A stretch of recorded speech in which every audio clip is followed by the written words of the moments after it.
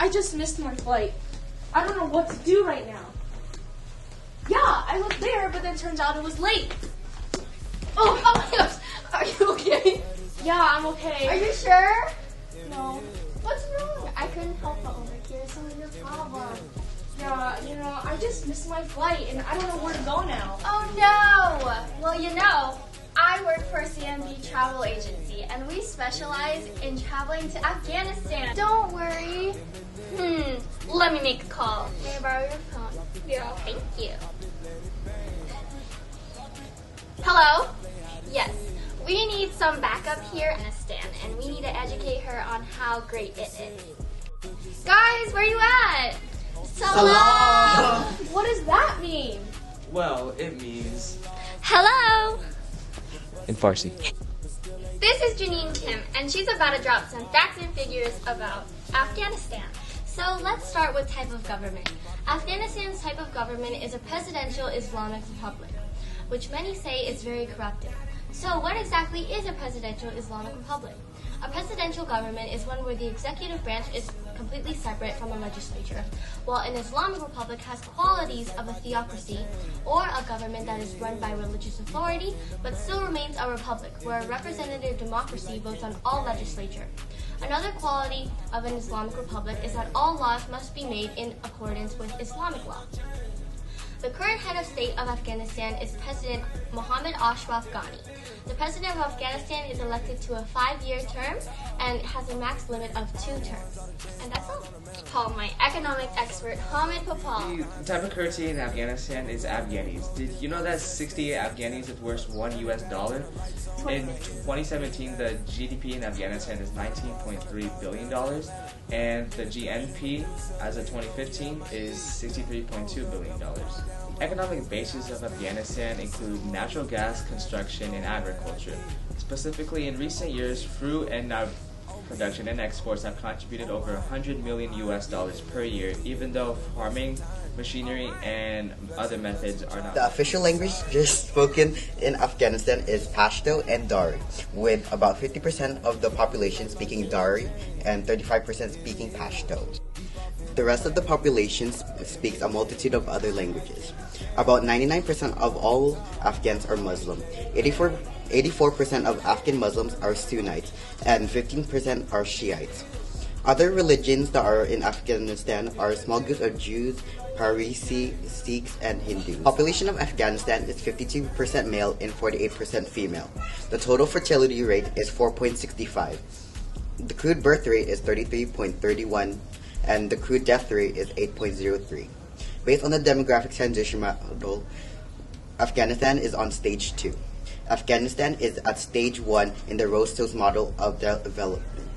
The total literacy rates for adults in Afghanistan is 31%, with women being 17% and men 45%.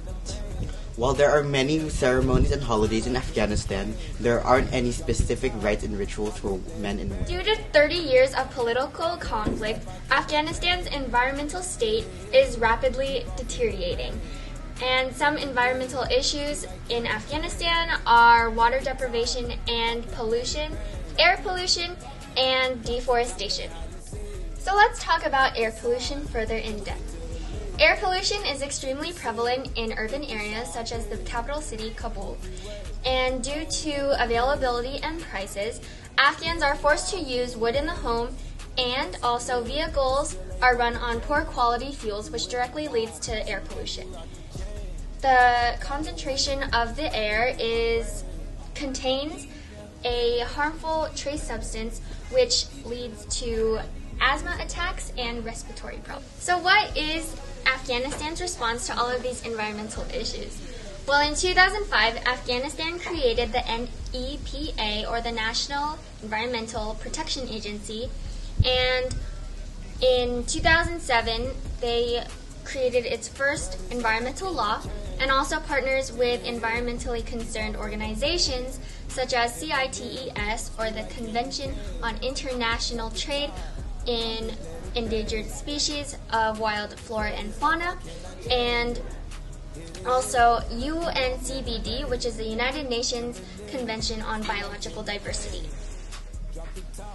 Hey guys! It's been a year in Afghanistan and I really like it here. I'm going to tell you some parts about the culture. So for art, a famous Afghan art era is called Gandhara, which focuses on Greco-Buddhist art. And examples of art pieces are found at the Kabul Museum and National Gallery. And due to 3 decades of war, much of the art has been destroyed. For famous people, the most famous person in Afghanistan is Ahmad Shah Abdali Durrani. And he was crowned king of Afghan tribes in a ceremony because of his lineage, charisma, and experience as a fighter. Another notable person is Hamid Karzai, who served as president of Afghanistan for almost 10 years, and he worked to overthrow the Taliban, and he faced many challenges by Afghanistan. He was also criticized because of the slow process of the nation. For Afghan music, it is represented by folk songs, ballads, and dances. There are string instruments, such as the 6-stringed rohab, the santur, and the chang, which is a plucked mouth harp.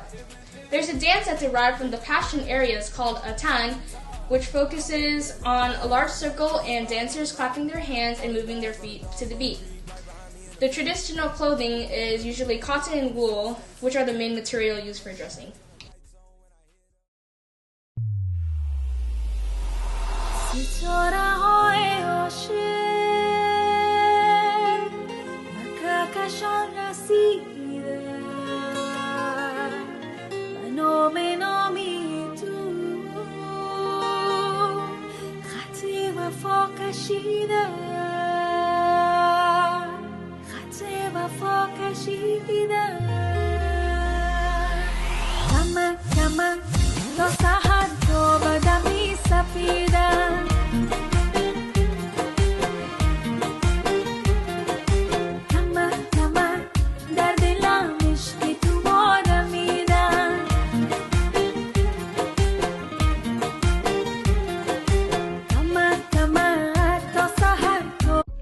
In Afghanistan, men wear pirana and turbana, which are long-sleeve shirts that extend over the belly and that cover the wrists, and long-sleeve pants that would extend over the ankles.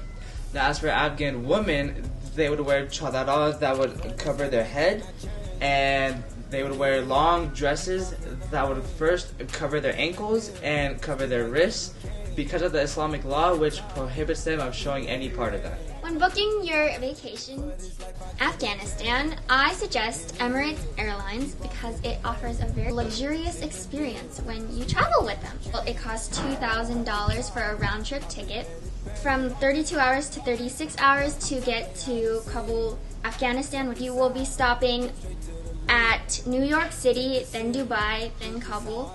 And once you get there, there are many different hotels that you can stay in. Such as the Kabul Serena Hotel, which is $230 a night and includes many different restaurants that can show you the different Afghanistan dishes that are there. If you want to splurge a little more, then you can spend $1,000 a night at the Safi Landmarks Hotel and Suites.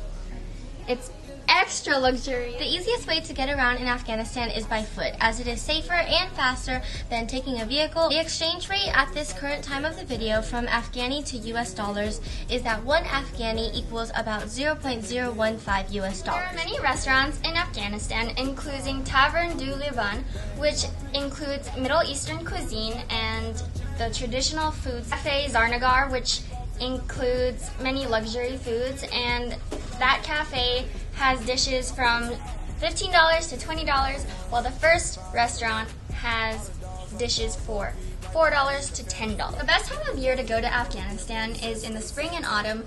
There are many major landmarks that you can travel to on your trip to Afghanistan, such as the Babur Tomb in Kabul, the Darul Aman Palace in Kabul, the cultural landscape and archaeological remains of the Bamiyan Valley, the Bandi Amir Lakes in Yakawalang, and you can go sightseeing and get a glimpse of the often overlooked history of Afghanistan. Hey guys, I had such a good time in Afghanistan. Let's go right now.